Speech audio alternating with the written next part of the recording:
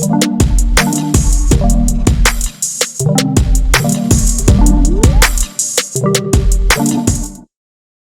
everyone, it's the football therapist again, coming at you with another mock draft video. Today we're going to be utilizing the zero wide receiver approach. Yesterday we did zero running back. We took Michael Thomas in the first round, and then we took some flyers later for the running back position. Today we're going to go running back heavy, and I feel like this is one of the better options to utilize, as to me, the running back pool gets very thin after the fourth round. There's plenty of wide receivers, plenty of sleeper wide receivers that could really do some big things this year. So let's start this draft, and then we're going to show you what happens. So, pretty weird to start, but again, these are with bots. You would never see Michael Thomas go after Davante Adams. Obviously, CMC would be number one. To me, Joe Mixon is my guy this year. I talked a lot about him. He has a better offensive line. They're not injured. Joe Burrow is there. I think he has a terrific year. We're going to come back and we're going to see what happens here. So running back heavy, like we would expect in my opinion. A lot of drafts I've done competitively have been this way. Nick Chubb, to me, he's going to get a lot of touches. He's going to get a lot of work with Stefanski there. He's the next best option. And then it kind of tails off. If you look at the running back position here, Aaron Jones, to me, I'm not drafting him at all there. I think he's going to bust at that ADP. You see a lot of tight ends go there. The two tight ends, the two quarterbacks, and some wide receivers normally will fall. David Johnson is another guy here that I really like. I feel that he is going to get a ton of touches and be used as a workhorse back. So there you have it. I went 3 running backs in the first 4 rounds. Let's pause the draft real quick, and we're going to show you why I did it that way. So David Johnson was one of the last guys I really liked there. Melvin Gordon I also do like, but David Johnson to me is a lot safer. In that offense, he'll get a lot of touches, a lot of work, and they traded for him, so I think they're going to use him a ton. Now, there were also some wide receivers that I thought about drafting. One of them was Calvin Ridley. He went off the board here. Amari Cooper, I'm kind of iffy about in this area.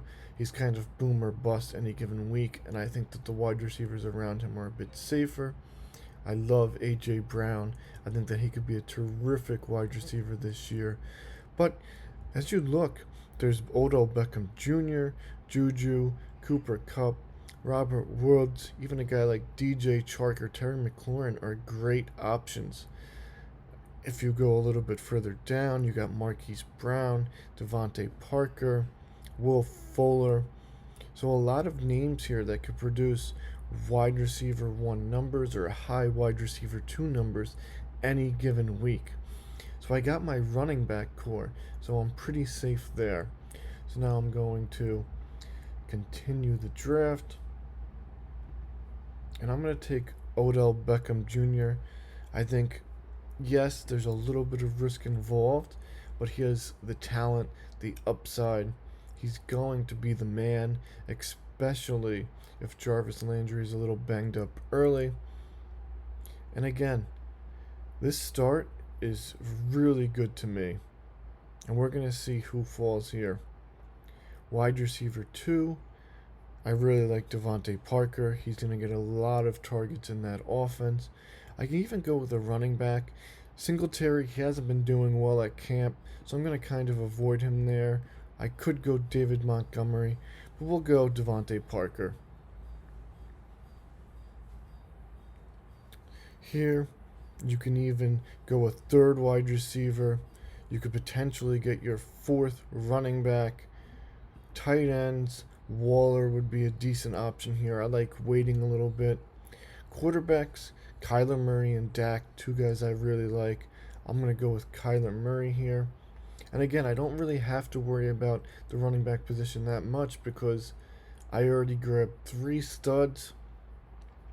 And at this point, all I need is the 4th guy who can do some damage and get me some touches for those bye weeks. A guy like Jordan Howard, in my opinion, or Tariq Cohen, I've kind of been a little bit higher on. Latavius Murray could definitely be a good pick. There's still some guys here that as an RB4 I love, but I wouldn't love as a running back 2 or running back 1.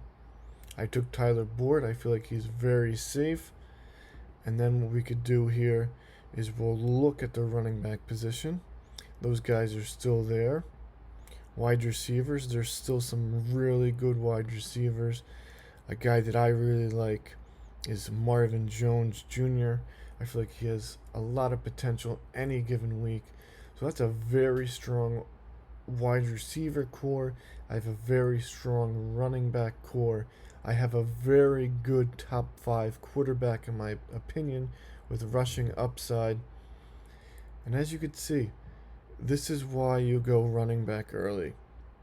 Now to me, a guy here that could really produce is A.J. Dillon. Like I said, I was fading Aaron Jones, so I'm going to take him here. And then I'm going to take my tight end right here. I like Mike Gesicki a ton this year. It could be a little bit early, but 10th round, I think that this is the perfect spot for him. Looking at the roster, you could see running back heavy approach. You get 3 guys, maybe even a 4th guy if you want to, in those 6 to 8 range. And you have a very good running back core.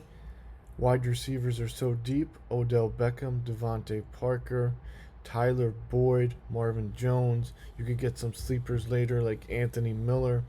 You can have a very solid wide receiver core. Quarterback, I drafted a little bit earlier than I normally would, but Kyler Murray in the 6th to me is a very good value.